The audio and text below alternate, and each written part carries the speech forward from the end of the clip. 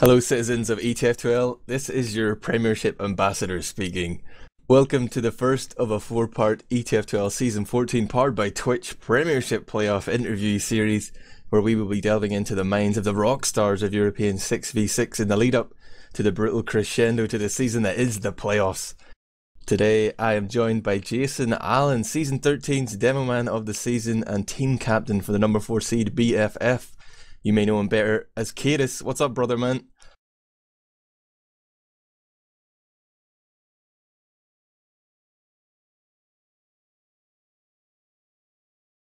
Oh god, I thought it was on Skype. I wasn't holding down my button. Sorry. I can edit this out, don't worry. It felt like Skype in a way. Alrighty, hello everybody and welcome to the third of ETF2L's four-part playoff interview series, focusing on the Season 14 powered by Twitch TV Premiership playoffs. Get to learn a little bit about the top players. Normally it's your boy Admirable hosting these, but since today Admirable's going to be the special guest, I'm here, I'm DJC, going to be interviewing him. Going to try and teach you some things about Crack Clan, about Admirable himself, about what his team is going to do about this upcoming playoff match they have against Broder. But how are you doing today, Jimmy? Yeah, I'm pretty good. I was just struggling trying to decide how to do this interview, because really nobody wants to hear what Ips has to say, do they? Definitely not, especially not with that microphone he has. There's some nasty quality on that. But I'm just trying to figure out where to take this, man. I mean, this is your show. I'm just coming in as a guest host. I'm trying to figure out what to do. You're the Premiership ambassador. I'm just reading off your old interviews, trying to find ideas. You're the Premiership ambassador for ETF2L. You play medic for Crack Clan, and you are competing in the playoffs. Wow, you just summed me up so succinctly there, DJC. I feel like half a man. Yes, these things are all true. Why don't you expand upon these ideas and concepts then, Jimmy? Well, the Premiership ambassador thing just came about because one day I decided after I-40, I guess it was, or fuck, I-46, I thought I wanted to be an admin or that I could do something, I could do better. And then I realised that being an admin is actually an awful lot of work, and I just wanted to be involved in the decision making because I think I have a decent point of view, a good handle on maybe how things should be done, but rather than actually doing them. So eventually we realised this. I talked to Campo and he made this special role for me, Premiership Ambassador, which basically shorthand for lazy bastard. Playing medic, that's just because I'm too bad to play soldier, DJC, and Crack Clan. Well, that just came about because I wanted to play with Ips, and now I regret that. That's very understandable. I guess for the ETF Premiership thing, having you in the room is pretty helpful because when the admins start butting heads, yours is the biggest of them all. People are gonna get knocked unconscious pretty easy. Like, no way around that one. So Yeah. your match. Oh, go ahead. I was just going to say, I had some preconceptions about the admins before I joined the staff. Some people like EMB get a lot of bad press, but they're actually very smart people and have a great thought process. And I know this is an ETF2L interview and it probably sounds like propaganda, but yeah, I think they do a great job. So I wouldn't even compare myself to the admins. They're way ahead of me, man. We're gonna stop giving you a chance to big up the admins now. Can't let that happen ever. You need to constantly keep the negative propaganda going about ETF2L's admin. Even though I'm doing this for ETF2L, I think they'll be okay with it. Come on, your playoff DJC. match- You know you're doing it for me. You're not doing it for ETF2L. You're doing it for your best buddy, James. Yeah, I wouldn't do it for anyone at ETF2L but you, buddy. So your first match of the playoffs, you got the week 1 bye because you were the 2nd seed. You're playing Broder this Wednesday, the 27th at 21:15 CET. You guys met up with Broder before in the regular season, and because I did no research for this, I don't remember how that went. Why don't you tell me a little bit about it? Yeah, it was 2 maps. We won or lost a golden cap on Granary. That was the first map. And it was sort of down to my bad calls in the golden cap round. If you caught the interview on TFTV, basically me calling Ips to jump into a heavy. So I struggled to live that one down. But Process apparently is our home map, even though we were terrible on it previous to this season. It was an in-joke that it was our home map because we were really bad at it, but now we seem to be able to beat Broder on it.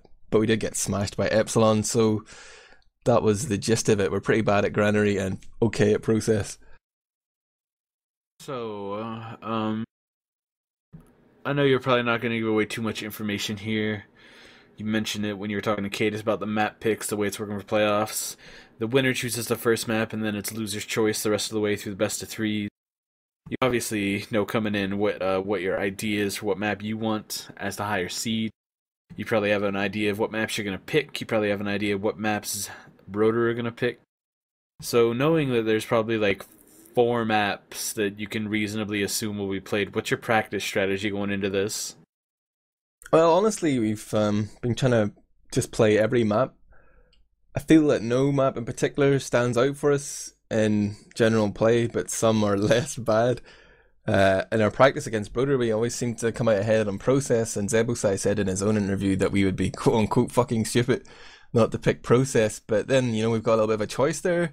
Do we want to pick it first, or do we want to save it as like our ace in the hole in case we do lose a map and have to play 3?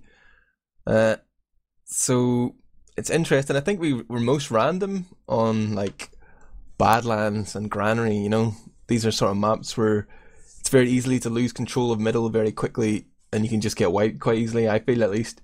But maybe the same on Snake as well. Probably Gollywash we might pick DJC.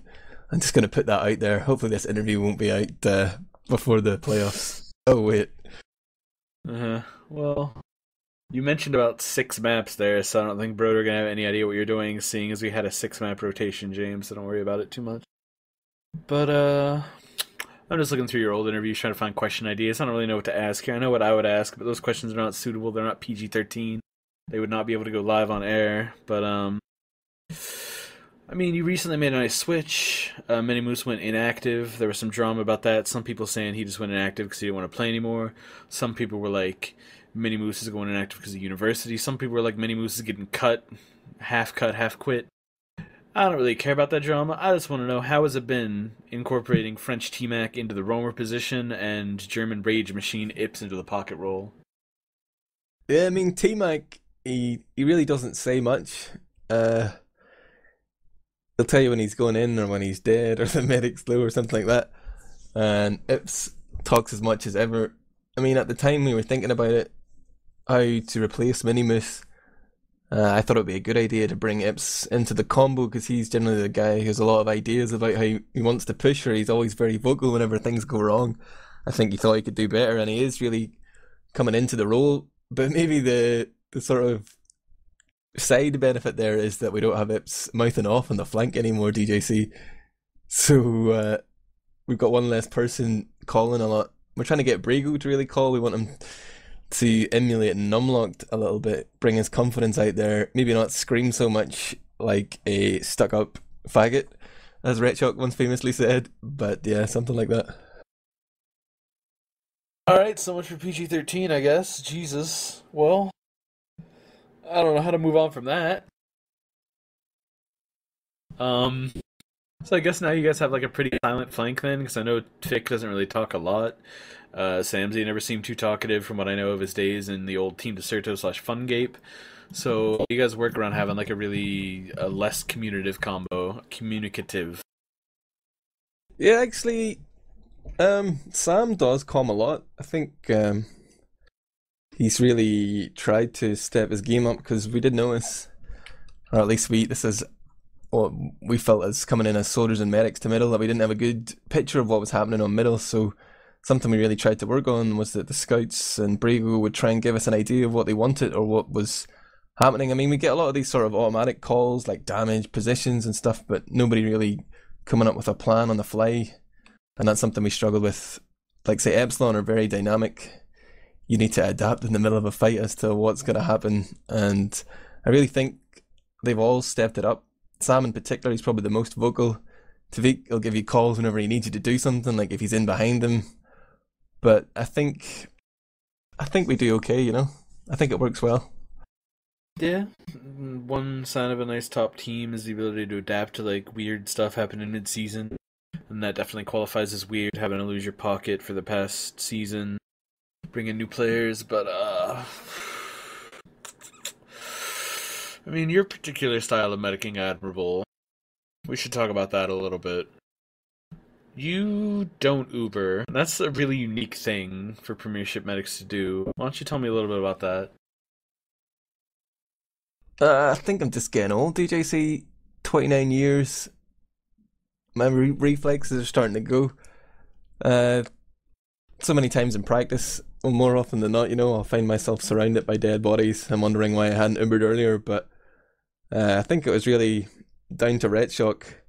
Whenever we first started playing together, I was having trouble getting chemistry with Ret Shock and Moose, trying to figure out when was the best time to Uber. And rather than just pop off Ubers early, Ret Shock told me that only good medics drop Uber. This was his lesson they'd learned from Roy's. So I took that on board. That was sort of my mantra for a couple of months. And I really didn't Uber at all. But now I think as the days and months go on and play Medic DJC, I keep coming up with little rules and then finding that they don't apply at all. So I just make decisions on the fly. I don't think I really try to hold Ubers all the time, but it is something that I can do, I suppose. Sometimes I play really aggressively for a couple of weeks and then I realise that's not working. I have to start playing passively, but it's just like the cycle of playing TF2 against the same teams. They start to get a read on you. You got to do things a bit differently. I don't know, man. Yeah, it's Premiership medic for you there. I don't know. That's the ultimate answer. I mean, there's not really a whole lot to talk about, is there, James? You guys are going up against Broder. You're a medic. We talked about your team. We talked about your play. Talked about your role as the Premiership ambassador. We could talk about your great organization who do so much for TF2 over at Crack Clan. Am I allowed to plug ETF2L, or am I getting like a forum ban and say crackclan.com/TF2 for all your Crack Clan TF2 needs? Wow, how much did Docs pay you to say this, DJC? Because you keep bringing it up in all the casts as well, and I never remember to. He hasn't paid me yet, but I'm working my way there. Yeah, it's weird. Like, done a lot of work in the past for various organizations, Cadrid, Vanilla TV, Vanilla TF2, whatever. But this time I just thought I'd put my ETF2 as well, I suppose, just listing off my resume there, DJC. But this time I thought I'd try and sort of build up a team. I think that's what we're really trying to do, build up a following for Crack Clan and see if we can sort of set some sort of example as to what teams can actually contribute to Team Fortress 2, because generally they're very lazy. People just join teams and expect to get like lands or mice mats, t-shirts, whatever. But it's sort of an experiment. We're actually planning to release a report eventually. I hope Docs doesn't mind me saying that. But we've been trying out different things, like you see the STV and the Mumble, Tweak stream, the battle reports, things like that. We had bigger plans, but I'm chronically lazy, DJC. I never really live up to my grand expectations, but keep an eye on the portal. It's going to be updated. That URL you said, crackclan.com/TF2, will slowly be improving, and hopefully we're just sort of building up on a road towards I-49. That's our goal. We're pretty much agreed that we're going to attend that with the current roster, and that's something that we're working towards. You mentioned a couple interesting things in there. I heard a quote a while back. I don't know who it was meant to be attributed to, but somebody said about Crack Clan, you guys may not beat Epsilon, but if you do this, referring to the TF2 hub over at Crack Clan, you guys are the real winners of European TF2. Because you're really the only people out there who provide consistent content. There were a couple streamers who did, but the people who stream European TF2 now aren't on teams. Kaidus doesn't stream anymore because he has terrible FPS. So really what we're left with is this Crack Clan hub, and you're kind of setting a nice standard, a nice example of what teams can do. Do you think that we will see any other teams bandwagon onto this? Honestly, I can't see it. I mean, Epsilon are the best team at the moment, and they've got people who can stream, like Mike and Numlock. You even see Numlock putting out these commentary videos, but I don't know if they're organised as a team to want to do this. Like, they don't really need to do it. They're the best. They're going to win all the prize money. If they want to go to LAN, they can sort of base it off that. But us, we need to really graft and try and build something here from nothing. and try and win the league in the process, DJC. But I think we found it quite rewarding. Or maybe that's just how we lie to ourselves that we're not good at TF2, so we'll be good at being the community of the season.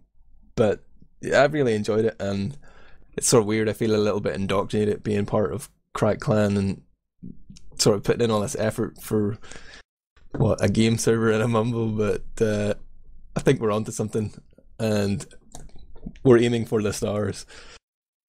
Aiming for the stars. And I forgot to mention this. You mentioned yourself being a little bit lazy, a little bit lackadaisical at times. Whatever happened to Admirable's TF2 lobby substitute, the web-based pickup system that you started working on 3 years ago? Maybe even 4 at this point. Well, I've got to hand that in. That's going to be my final year project for my computer science degree. I think I've got about 5 or 6 weeks left to do it, DJC, so expect to see big things soon. I might have to cut down on the feature set a little bit, but yeah, that's definitely still happening. I don't want to say too much. Don't want people to steal I your should idea. commit to it now. Well, you see, at the time I decided to do it, I really wanted like an all-inclusive thing for pickups and like mercs, mixing, maybe even war arranging, and then like logs became a big thing as well, so I was going to incorporate that. But now over time, all these other great solutions have come up, even more recently that TF2pickup.net. So I'm going to be standing on a lot of people's toes now, DJC, but hey, that's competition, right? Yeah, competition's always good for the workplace, unless you're admirable and it takes you 3 years to make 1 line of code. Really admirable. This playoff run you're gonna have. You have a maximum of 2 matches, maximum of 6 maps. Let's close this interview off with one big question. Who do you think has to step it up? Who has to be the biggest player? Who has to be the best they've ever been in their lives for this playoff run to be a success for Crack Clan? I think I'm probably the weakest link. I think we're putting a lot of pressure on Brago too, so probably looking for him to have a big game. But I'm going to say myself, just to keep things under control and not make any mistakes. Just play a perfect game, DJC, pretty much. Do you think that you are capable of playing that perfect game, James?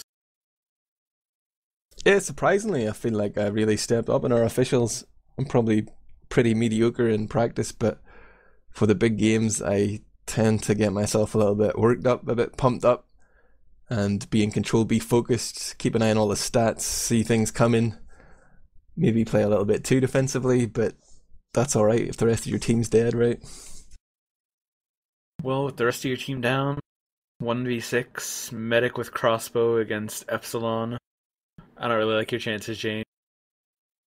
Well, I'm no bite, I'm not going to be hitting every arrow, but I'll be running all the way back to spawn with my overdose, DJC. Yeah, overdose is a great weapon. Should get you out of plenty of tight situations and leave you at the mercy of Ips, who'll just be screaming at you the entire game for abandoning him. But this interview, it's been so-so. Probably wasn't as great as I could be. Admirable never as great as he could be. Lots of untapped potential there. But I'll bring this to a close. Thanks everyone for checking out ETF2L and putting up with an even less professional interviewer than normal. Round 2 of the ETF2L Season 14 playoffs powered by Twitch. This Wednesday, March 27th, powered by Twitch and Club 3D. Forgot them, they're there.